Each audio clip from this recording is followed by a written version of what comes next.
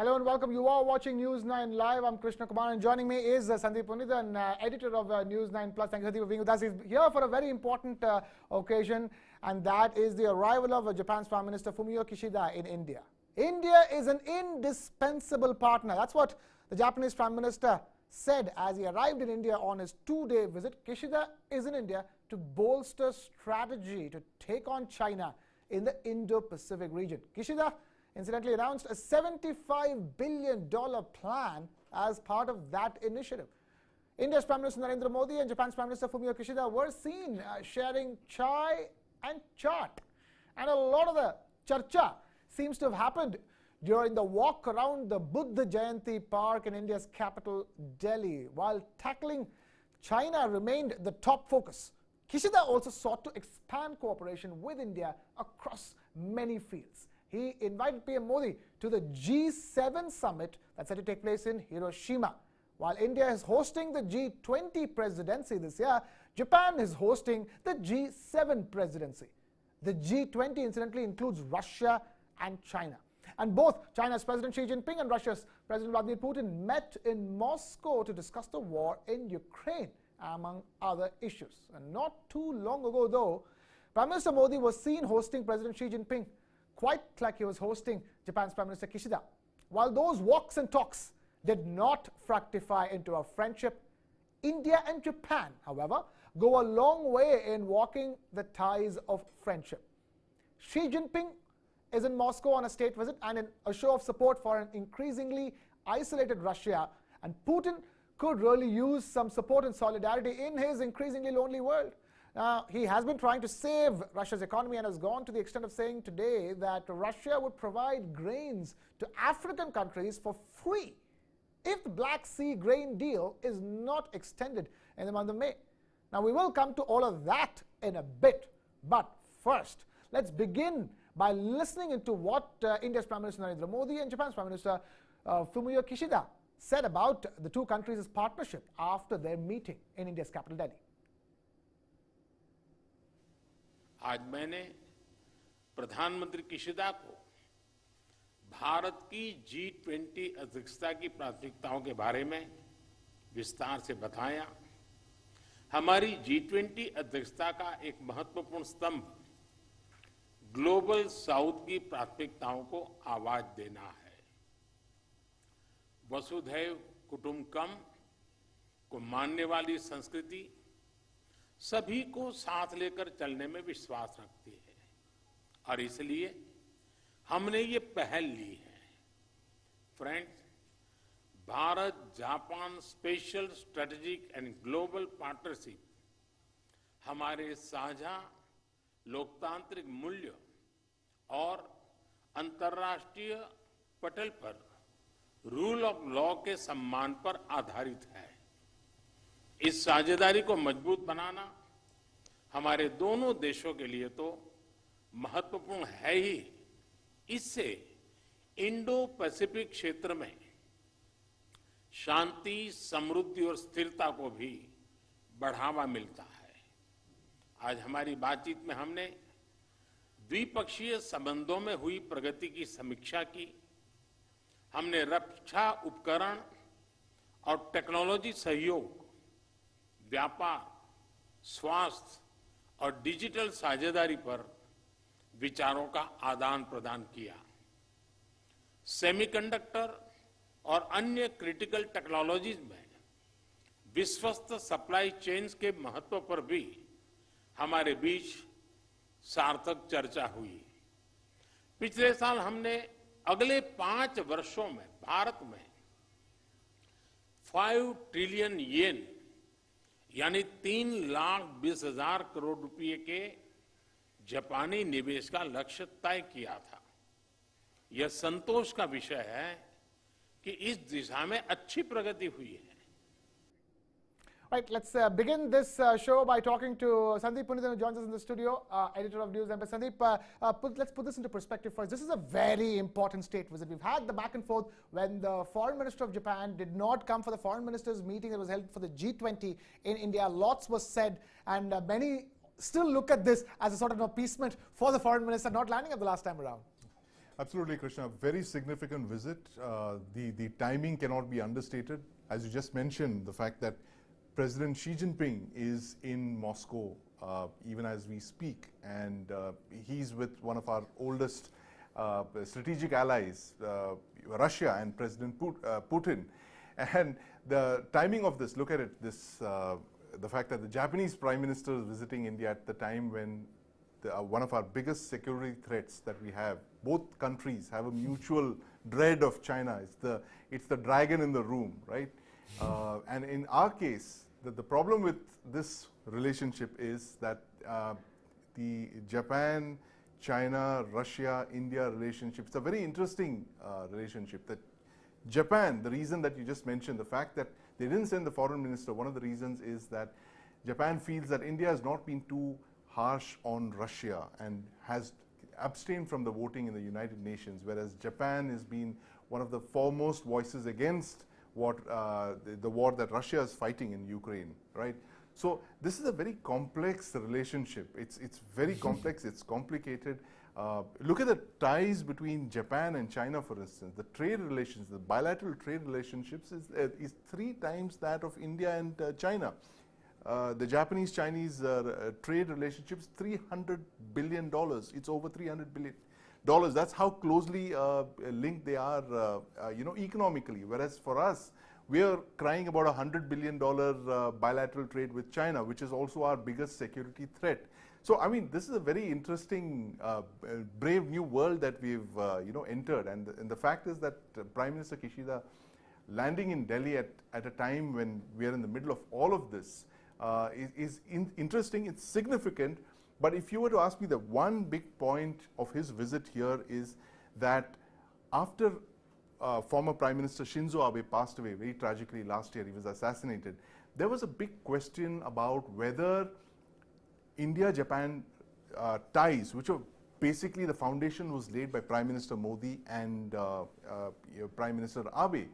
There was a big question whether this would actually move forward, that momentum that they had built up, would that continue under Prime Minister Kishida? And the fact that the warmth in the relationship, as you can just see on the screen, with all the chai and the chart, the chai and the chart and the charcha. Let's not forget the most important thing, the charcha that they're all speaking about. This strategic relationship between India and Japan is going forward. That's the biggest takeaway from this meeting. And especially with those international groupings that we're talking about, especially Quad, for which India, Australia, US, and Japan are closely coordinating more now than before. Quad has been in the making for more than a decade. More than a decade. Yeah. So you know what? Let's discuss this in detail, Sandeep. We have some couple of very special gentlemen also joining us. We have Mr. J.K. Tripathi, former diplomat, joining us live on this broadcast. We also have Lieutenant General Sanjay Kulkarni, defense expert, joining us on this broadcast. Thank you both of you gentlemen for being with us. I'm going to begin with Lieutenant General Sanjay Kulkarni. From a pure security perspective, how do you view this meeting between Prime Minister Kishida and Prime Minister Modi? See, Japan has all along been a very, very good partner of India. One thing which I can talk about, because having been there for almost a year when I studied in their NDC, and then I realized that a country which has Oriental culture and Occidental living, fantastic people, and especially the Japanese maritime self-defense force, something that you can really learn from. And when we talk of the Indo-Pacific, and when we talk of the rule of law, when we ensure that there's so much of investment coming from Japan into India, even in the high rail projects are concerned, even their own defense research, our defense research, there's tremendous amount of things that one can learn from each other. And there is a tremendous amount of scope in defense and security, not just trade and investment or cyber and other fields that definitely we would be looking into, and especially as what the Prime Minister said, the rule of law. And in Indo-Pacific, and when we have Japanese virtually now doubling from 1% of the GDP that they would invest, they would now be going for 2%. And the Japanese also have problems with the Chinese in the Senkaku Islands. And when you go to the Senkaku Islands, you find that the Japanese Coast Guard ships are there, and so are the Chinese Coast Guard ships around there. Each one of them accusing of, trading into their waters, obviously primarily fishing, and some supposedly oil reserves or gas reserves that may be in and around the Senkaku Islands. Now, and of course, Taiwan. Now, when you see the western portion of Japan and the eastern portion of Taiwan so close to each other, the relations between Taiwan and China, definitely we see what's going on in the Taiwan Strait. So there is a lot that is happening, and there is a tremendous that the Japanese expect from India. There's a lot that India can expect from Japan. So these kind of relationships between India and Japan, both where you find tremendous respect for Subhash Chandra Bose, you find tremendous respect for Pal, the judge who is a dissenting judge in the war crime. So therefore, you find that there's so much love and affection, and this being taken to a level where you find that two prime ministers, even like what Sandeep said before that, Prime Minister Abe, who unfortunately got assassinated, the relationship that was there, personal relationship being taken for national and binding the two nations. I think it's a very, very big thing. And I see a lot of bright future. The investments that are coming in terms of $75 billion that have been spoken of, trade that is there between the two countries, just about $20 billion between the two countries. So there is a lot of scope, lot to learn from Japan, lot to give to Japan, and lot to take from Japan. So there is indispensable good relationship that can flourish between India and Japan. Right, absolutely. Lots to give and take. Lieutenant General Sanjay Kulkarni, please stay with us. Let's may things across to Mr. J.K. Tripathi, former diplomat. Mr. J.K. Tripathi, if from a pure diplomacy perspective, how do you view this particular visit? As me and Sandeep have been chatting about what happened with the foreign minister's visit that did not happen. This comes on the heels of that. And at the same time, this is happening at the same time when Putin and Xi Jinping are meeting. Kumar, this is, as Sandeep has already pointed out, this is the very important, very crucial moment, very crucial time. And the timing of the visit is very important because it almost coincides with Xi Jinping's visit to Russia, to Moscow, to deliberate with President Putin. Now, some people might think that Japan is very much against Russia as regards the ongoing Russia-Ukraine war, and therefore this must be a sort of discomfiture for India. But I don't think so. India has now mastered the trick of dehyphenating its relations with one country from its relation with another country. As you had seen earlier in case of Israel and Palestine, you have seen in case of Russia and Ukraine, and now you are seeing in case of Japan and Russia. Though Japan has been a very big critic of Russia in this ongoing war, but we have very successfully managed to pacify Japan as well as US that our stand doesn't have to do anything with taking sides in the war, and therefore our relations with Japan are different than our relations with Russia, and Japanese have very very well understood. And one more thing, Kishan, about this timing. You see, this year, as Sandeep has already said, India is chairing G20 and Japan is chairing G7. And Japanese Prime Minister has invited Modi to join there as a guest, as an invited guest, because the host of G7 has the privilege of inviting anybody outside G7 ambit. So India being literally a leader of global south, it is very very important that India is being invited in G7, which is global north, part of global north. So India becomes a sort of bridge between the two groups, economically backward and economically forward.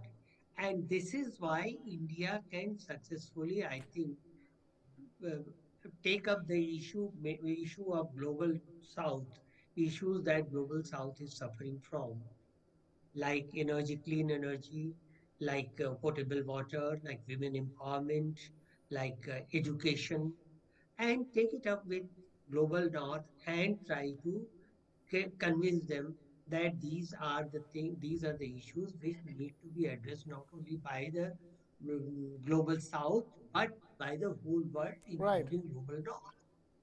So, Right. I'm yes, going to take this Krishna. back to Sandeep. Please hold on, J.K. Tripathi and Lieutenant General Sanjay Kulkarni.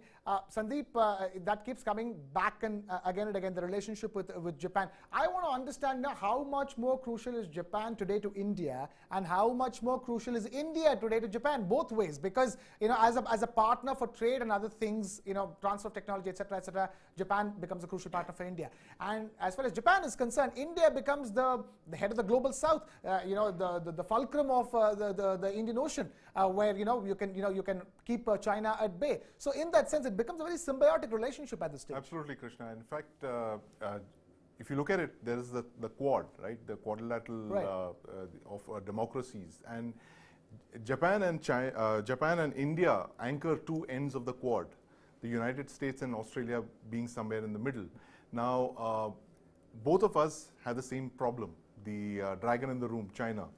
Now, as General Kulkarni pointed out, the fact that they have the Senkaku Islands disputes, and India has a 3,000-kilometer long border dispute, a border that's went active a few years back, and we have one of the largest deployments in human history at that altitude, India and China eyeballing each other, right? So we are actually the only member of the Quad where you have active troops which have come in combat with each other, right? So in that sense, we have a very important role in holding the Chinese down at our end of things. Now, the other thing is, of course, this very important thing that has been mentioned in the statement today is that we both countries are committed to an open Indo-Pacific, and the import of this is the South China Sea.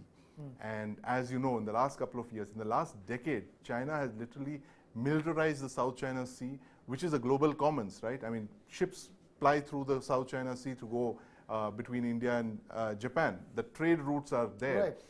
There is every fear now that having built all those islands there, the Chinese The artificial islands. The artificial islands, literally, they're sprouted out of nowhere in the last decade. Right. There is every fear now that China could, militarize the airspace as well, shut down the airspace to, commercial airliners if it so feels. I mean, this is extremely worrisome for trade, commerce, the open Indo-Pacific that both countries have spoken of. So there is a lot of things, in that we share in mutual concerns when it comes to China. And the other interesting thing is that while we are talking about India and Japan, the cooperation, the bullet trains, let's not forget, right? We are one of the first countries outside of Japan to get the bullet train technology. I don't see any bullets coming from Japan, unfortunately. And as General Kulkarni mentioned, the Japanese Maritime Self-Defense Force, as they call it, is actually Asia's most powerful navy. The Japanese have a navy that's actually much stronger than the Chinese navy, because they've been at it for far longer. Let's ask the question, Lieutenant General Sanjay Kulkarni. Yeah. Lieutenant Sanjay Kulkarni, Japan has the largest navy, and as Sandeep is perfectly asking, where are the bullets? Bullet train is expected, but where are the bullets from Japan? Krishna, you'll be surprised. I saw the fleet review of the Japanese Maritime Force. Fantastic, unbelievable. And that was quite some time back. And even then I thought, no wonder this country could rule the world and do what it did. It's just amazing. Calling it a self-defense force would be a total underestimating the Japanese maritime force. It's really a threat in being, and something which the Chinese are fully aware that they cannot take anything for granted. They know they do any misadventure in Senkaku Islands, or they do any misadventure anywhere in collaboration. All right, I'm afraid we've lost the audio there for Lieutenant General Sanjay Kulkarni. We'll just fix that and bring it back. Lieutenant General Sanjay Kulkarni, if you can hear us. Yeah, I can hear you. Can you hear me? Yes, we can hear you now, sir. Hello? Please go ahead. Yeah. Now with the Japanese having increased their expenditure, on the defense forces from 1% of the GDP to 2%. That's a huge thing. Invariably anybody would say 1%, but that 1% with a $5 trillion economy is a huge sum. And when you say 2%, it means it's much more than what India would be investing in its Right, defense fair enough. But the forces. question And from that was Sandeep is that, like, how much of it, will translate into military support for India to guard the Indo-Pacific, to guard the Indian Ocean? Yeah, just to add to your point, Krishna, the fact that Japan makes some of the best conventional submarines in the world. They have a 5th generation fighter aircraft program. Their military is second to none, in fact. They're actually better than the Chinese, though they couch it in this self-defense force thing, because their constitution is a pacifist constitution. Right. The military is being so-called demilitarized. They're all about self-defense. They do not even respond to tenders put out by the Indian Defense Ministry. So do you see a contradiction in terms there, General Kulkarni? The fact that you have two countries that have shared defense security concerns, but one country will not sell arms or indeed part with defense technology to the other. I'm talking of Japan and India. There are lots of areas we can cooperate in, but why is that not really come to fruition, as in projects? Sandeep, I would put it this way, that primarily because of that, what you just said, pacifist, and there is I would not call a total ban, but there is some kind of a imposition of that they do not export certain amount of things. Like you see, they don't have an aircraft carrier, but they have enough kind of aircraft that they take on a small aircraft with fixed wing, and also, of course, the rotary wing is not a problem. So they have a fantastic defense force. That's not a problem.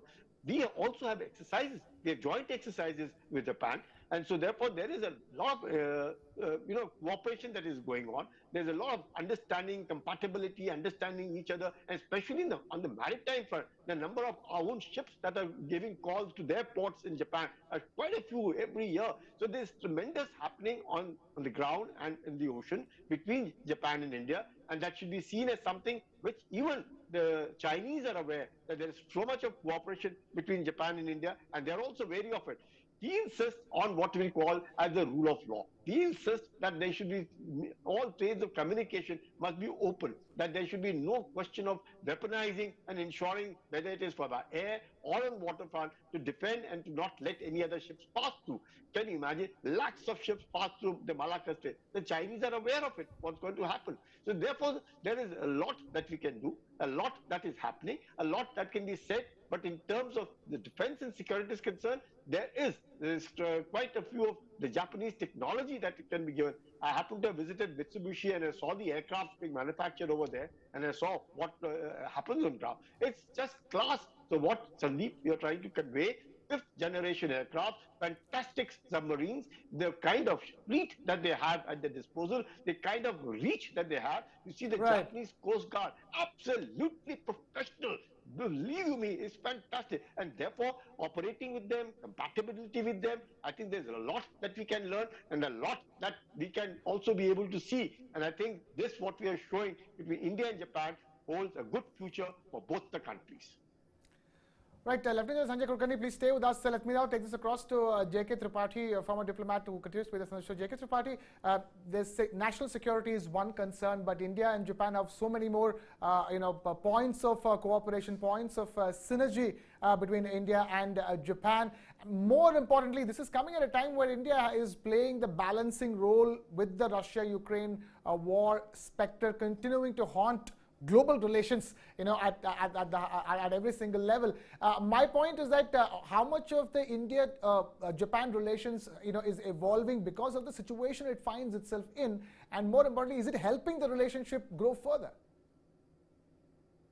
You see, you are very correct, Krishna. Our relationship is steadily growing up, and if you see from 1952 when we established and it has traveled a long way and in a positive direction. Not only the strategic or political relationship, but you see, we are in cooperation with Japan in many other areas: education, science and technology, biometrics and drug pharmaceuticals, and special labs for biometrics, And besides this, we are, as you all know, Japan is investing in bullet train. So there are many areas, satellite satellite imagery. There are many areas where India and Japan can have very good cooperation, and they are forging a new era in the history of their cooperation. So, despite these smaller uh, hiccups, like Japan's staunch support of Ukraine, we, uh, we don't have any other problems, and even with Japan's policy, Japan's attitude or stance on Ukraine Russia war, we have been, as I said, we have been already very successful to convince them that it has nothing to do with our stand Right. on the ongoing war, and therefore this, and not only that, there was also this UN Security Council's permanent membership, which also is perhaps a point where we get Japan's support, mutual support for each other. So that's very important, and that's Japan is one of the few countries with which we have 2+2 relationship, Right. with which we have annual summit level meetings, and on a larger scale with which we have a strategic cooperation. But in this case, we have much more. We have our strategic cooperation is now, it has taken a new name, a special strategic and global partnership. Mm, mm. So this itself talks much of global partnership, which essentially includes Indo-Pacific, Right. and it sees it implies that there cannot be any Indo-Pacific stance or Indo-Pacific plan without involving India in it. Yes, Krishna Kumar. Right. J.K. Tripathi, former diplomat, they're giving us a perspective. I'm going to take this back to Sandeep Punithan, who continues to be with us in the studio. Sandeep, that's what it is, isn't it? India and Japan are now at a stage where the relationship has evolved despite the passing away of Shinzo Abe, whom we were hoping that all the rapport built between Modi and Abe would pay off. But then it looks like they have just picked up from where they've left off with the new Prime Minister Fumio Kishida, at least the visuals, the camaraderie. And except that this time around, we can expect more fruitful action than what happened with Prime Minister Modi and Xi Jinping, the president of China, back in Mahabalipuram in Chennai. Lot was expected of that. But I'm guessing this is going to be far more fruitful than that, and probably far more positive, simply because of the situation that Japan finds itself in global geopolitics. Absolutely, and there are no contradictions actually when you look at India and Japan. We've always been friends, and we've had the warmest of relations after the Second World War. The reason I'm asking this is because actually the thing is that what about trade? Right. You're talking about China, China being such an important trading partner for Japan. Yes. Japan needs to be a far greater trading partner for India than what they are right now. Yeah, absolutely. I mean, look at in the beginning I mentioned the fact that the Japanese-Chinese bilateral trade is enormous. I mean, it's 300 billion, in excess of 300 billion, and they're able to manage all these border disputes and contradictions despite having these contradictions. They're managing their trade pretty well, and this is the same case with India, right? India and China, we have so interdependent when it comes to trade, but we've got contested boundaries. We have had border clashes with China, but that's the way the world is going to evolve now. That its countries are going to be driven by their self-interest, and we're going to be more like frenemies rather than friends or allies or anything. But even as we say that, let's not forget that India and Japan, there are lots of areas in which they're going to be partners in.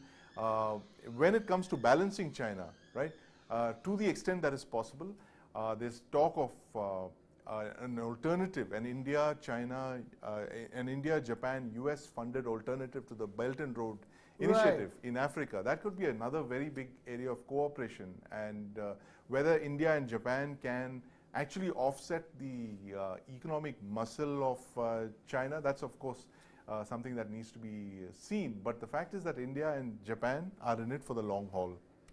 So India and Japan are in it for the long haul, and a lot more needs to happen considering the way global geopolitics is shaping up with the focus and Quad and etc. etc. You're seeing these groupings also huddling these countries together, and we are hoping that better sense will prevail, and that translates into trade, isn't it, Sandeep? Because global geopolitics, after over and above everything else, as long as the trading relationship is intact, you can't mess with other things. Absolutely, and that's the idea is that I think both Japan and India have this one big fear that China shouldn't be emboldened by what's happening in Ukraine right now to try something of its own in whether it be Taiwan or the South China Sea or the Himalayas, right? And that's the reason for these groupings of this sort, right?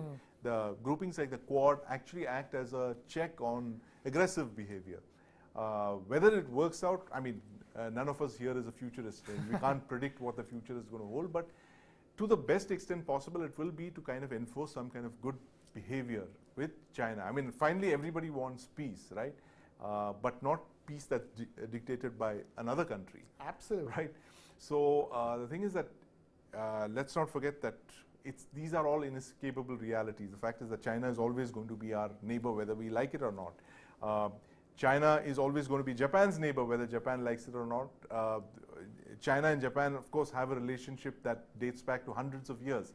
And those years have not been very, they're not recalled very fondly by the Chinese. Both sides. Right? Yeah, both sides. Both sides, actually speaking. If you ask me, the Chinese more than the Japanese. So there is that huge baggage of history that the Chinese... Fortunately, India and Japan do not have any such issues. We don't have that thing. And in fact, we've gotten off... the Azad Hind Fauj, if you go back into the Second World War, the Azad Hind Fauj, Netaji Subhash Chandra Bose's Azad Hind Fauj was raised by the Japanese. It was entirely the... So our first prime minister, if you can call Netaji our first prime minister, was actually supported by the Japanese government. So, lots and lots of history that we go back to Japan with, but it's a crucial day when the Prime Minister of Japan, Fumio Kishida, decided to visit India. He's on a 2-day visit, remember. He's already had chai and chaat with India's Prime Minister Narendra Modi. Lots has been discussed.